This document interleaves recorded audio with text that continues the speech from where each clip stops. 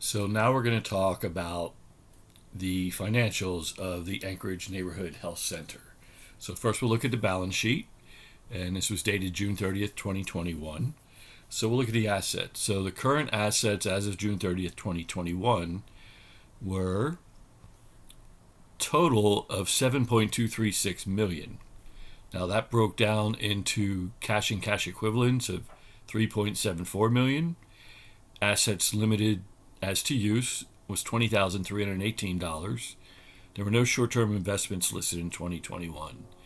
Patient accounts receivable were 1.6 million. Grants and other receivables were 1.1 million.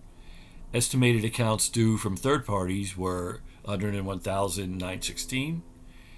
There were no contributions receivable in 2021 as compared to 2020, where there were $240,000. Their inventories went down a little, so in 2021 they had 461,000 in inventory, and as opposed to 561,000 in 2020. Their prepaid expenses and other whatever that is were $239,748 as compared to $182,985 in 2020. So again, the total assets actually went down between 2020 and 2021. So as of 2021, they had 7.23 million and 13 million in 2020. The assets limited to a use were 7 million, which is internally designated, or held by a trustee was 251,000 in 2021 versus 244,742. Not a significant difference. However, you can see that 7 million held internally certainly changed the numbers from 2021 to 2020. So let's talk about property and equipment. In land, they had almost $5 million in both years. So identical. So apparently they didn't depreciate it. Oh, yes, they did later. Buildings and leased improvements, they had 20.5 million in 2021 as opposed to 20 million in 2020. For furniture, fixtures, and equipment, they record 6.6 million in 2021 versus 6.4 million in 2020. And then they have construction in progress of $35,399 as opposed to $14,650 in 2020. Then they do deduct accumulated depreciation for both years, and the results were total property and equipment in 2021 were 22,473,000 as opposed to 22,812,000. So total assets didn't change that much.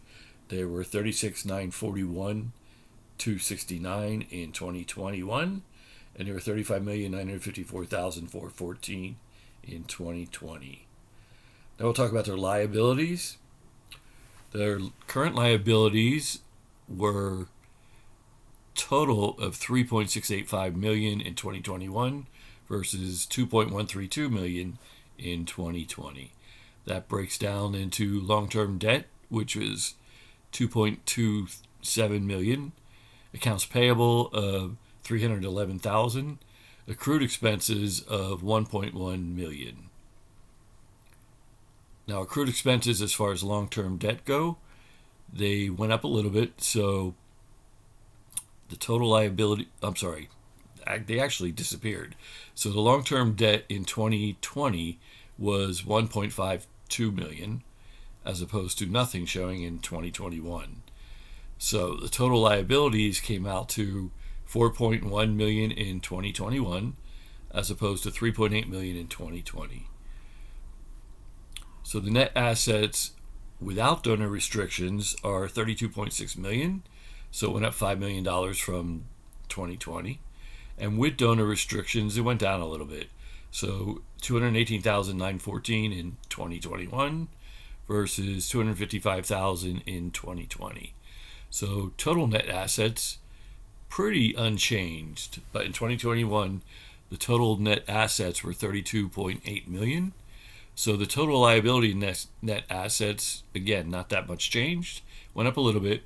2021, $36.9 million. Now, how did they get their money? Well, their revenues are generated primarily from patient service revenue. So this is what they bill their patients for services rendered. They did have grant revenues that went up a little bit in 2021, so $7.4 million. They had contributions that went down a little bit in 2021, but still they received $246,099 in contributions. Other, which who knows what that is, it was $39,000 in 2021 versus $86,000 in 2020. And then net assets that were released from restrictions in 2021 were $28,000. Nothing in 2020. So the total revenues generated without donor restrictions were $24,232,632 in 2021. Went up about $3 million. Now we'll talk about their expenses. Salaries and wages are their biggest expense, and that's $12 million in essential. Went up from 11.6 in 2020. Employee benefits, also not that unchanged, but $2.7 million. Purchase services and professional fees, $1.8 million. Supplies and other, $6.2 million. And depreciation, around $1 million. So their total expenses and losses were $23,668,000 in 2021, a little higher than 2020. So they did have an operating income in 2021 of $563,894. So better that than what they did in 2020, where they had an operating loss of about $383,000. They did have other income, so they had investments that they hold, and the investment returns were $136,000 as opposed to $103,000 in 2020.